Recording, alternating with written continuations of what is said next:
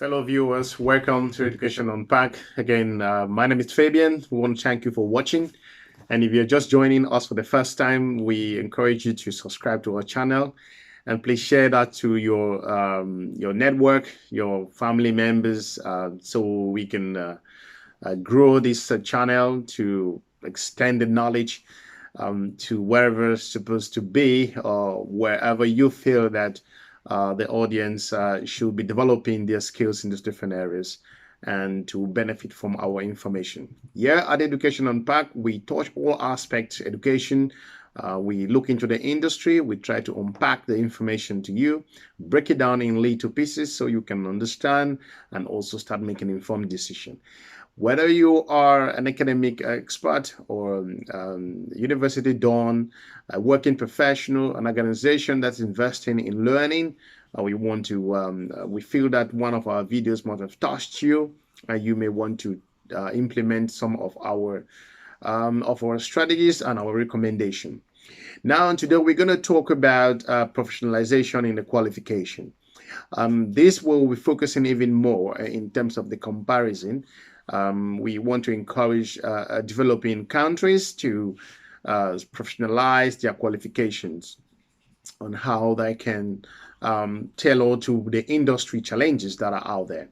Now, this is just so important that for one of the reasons it's to make sure that the people that graduate from those schools are ready for the job market. This is so important. We want to emphasize this. So here at Education Unpack, we have received an email from one of our viewers who's asked us to talk about this, to point out the professionalization of the qualification and the curriculum. The curriculum, it's something so important. Based on the curriculum, the way the curriculum is designed can lead to really fruitful professionals, fruitful students, professional graduates who come out, can make the difference in the economy, in the environment, in the society. One thing we want to point out in most developing and emerging countries, the curriculum is still very theoretical. And this is a big problem. If this has to be improved, they need to bring in new curriculum designers to come in to tailor the curriculum according to the challenges out there, the job market, what industries are demanding, that universities need to start becoming research centers. So this should be the take home from this particular video. Now, if we look at the business programs or economic programs, the forestry design curriculum or social policy in some developing societies, they are not up to standard. This goes a long way to not produce professionals who can tackle the challenges in their communities, who can do some inventions. Universities are not research centers, so this is a big problem. Whereas in some developed and advanced countries, universities are the research centers where companies go there and give information or give a particular area that they want to be researched, and they can give money to the school, and the school tends to look at those students or incorporate that into their curriculum for that year and enable students to go out there and do some research. Now, if the developing countries do not produce a curriculum that is based on or is tailored towards the industrial experience, then there's going to be a problem. It will be the unemployment rate will be high because the people who graduate from the schools come out relying on the government to provide work for them. I'm not saying that there are no professionals in the developing country that have done some amazing investment. Some amazing inventions, so to say. But in general, we all know that the theoretical level of the universities in developing countries is just so enormous that the high rate of graduates that are being produced does not reflect or do not reflect the industry's needs. So this is a big problem, and it is affecting the way this developing country economy works. So what we want to point out here is that the university designers, the curriculum setup individuals need to come together, try to incorporate, work alongside the different needs that the country is looking for. For example, if you are looking for an engineering program in a developing country's curriculum, there are really nice and fantastic titles in terms of the different programs that the students will be studying once they become students in those universities. But in practical nature, they do not reflect on what the student will face once they go into the job market. So this is the problem. They need to make sure that students become more work alongside companies. That is, let students go out there to kind of develop things which they don't have to rely on the government once they finish, to learn how to really write research proposals on the field. They have to practice these things. The lecturers have to kind of redefine the way they teach, because it's a whole lot of a different scenario when you compare that to the West. There is just no reason why the developing society or countries or universities cannot learn or copy from the developed society. At this 21st, at this particular century that we are, the knowledge is just out there, and you can go there to get this. So this also goes a long way to affect the students who leave from those developing countries actually, to migrate to study abroad. They face lots of challenges because the learning style and the approaches are completely different. Then you begin to know that the developing nations or emerging economies deals with a lot of theoretical aspect. That's why you see most students from developing countries tend to migrate, try to study abroad, tend to have this kind of a different perspective in an advanced society. Now, what we can recommend here is that there should be some kind of cross-cultural cooperation between universities, from developing countries to advanced. I don't see that. I really don't see that. I don't see the inter-country interaction amongst universities in the African continent, or even in Asia, or even in Latin America. If you look at the way it is in Europe and in North America, they have this, for example, in Europe, they have this Erasmus thing where students study in one university and they will move to complete the remaining years of their study in another European country. That really shapes their perspective. That develops their understanding. It prepares them to tackle the job market the moment they finish their studies. But you don't find this especially in the African countries. You don't have university cooperating together, interacting, partnership. You don't see this. If they have this chance to develop, I encourage them to move, to be able to create partners abroad. So abroad, what I mean here, in North America, in Europe. So students can study for 2 years there and have some form of a partnership or cooperation to travel abroad and complete their education. That will give them a different perspective as to just focusing on one's own curriculum until you finish, and then the theoretical knowledge is there. So once they come out, an engineer that graduates in, I'm not saying that there are no engineers who are good because they finish the program in an African university or a Latin American university or in an Asian school, or they do not, or in the Middle East, but they do not have that practical skills that are transferable.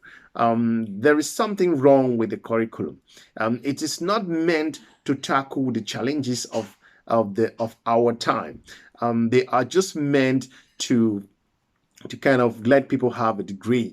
But what we're advising you is there should be institutional policies that encourages universities. The business development directors of those schools have to move, travel, come to Europe, go to the North America, try to see how they can import or experts to come in to design their curriculum. Because when you look at the lecturers, most of our lecturers or the lecturers in the developing countries do have doctoral degrees. Of course, that's fine. Some of them studied abroad and things like that.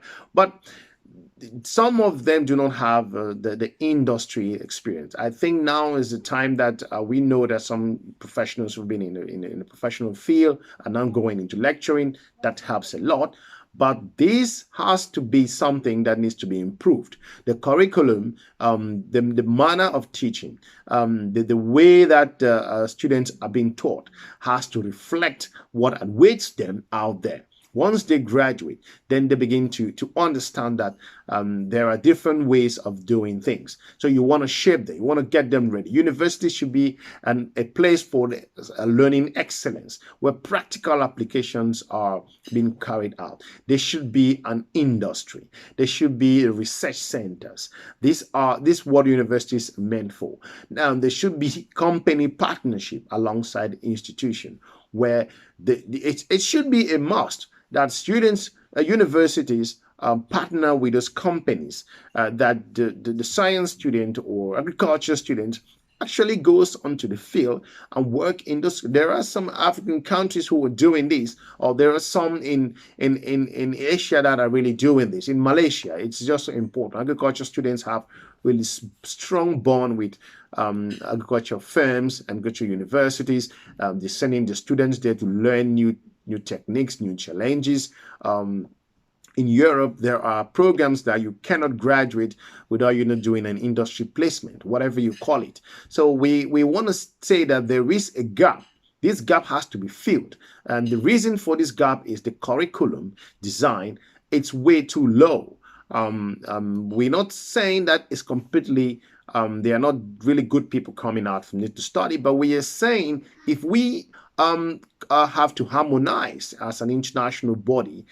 We, as an institution at Education on Par, we are propagating or advocating for unlocking the difference between getting a theoretical student who finished from a university and a more practical student who finished from another school. And why some universities are the envies of the world is as a result of this, because their teachings and their curriculums are designed to prepare students to face the challenges that await them in the job market. But this is not the case in most countries in developing society. So if this can be instituted as a policy to make sure that if you don't know how to do that, go out there and look for experts who can come in and help and develop the curriculum to make sure that once they leave, nobody is going to the government. Nobody focuses on the government. Everybody goes out there to try to do things on their own. But we are not doing that. I'm saying we in this case because I'm referring to what should be done in this part of the world. What policymakers, university designers, strategies, department heads are not focusing on this. So if you don't know how to do that, seek forward assistance for the partnership aspect, intercontinental level of study, cooperation.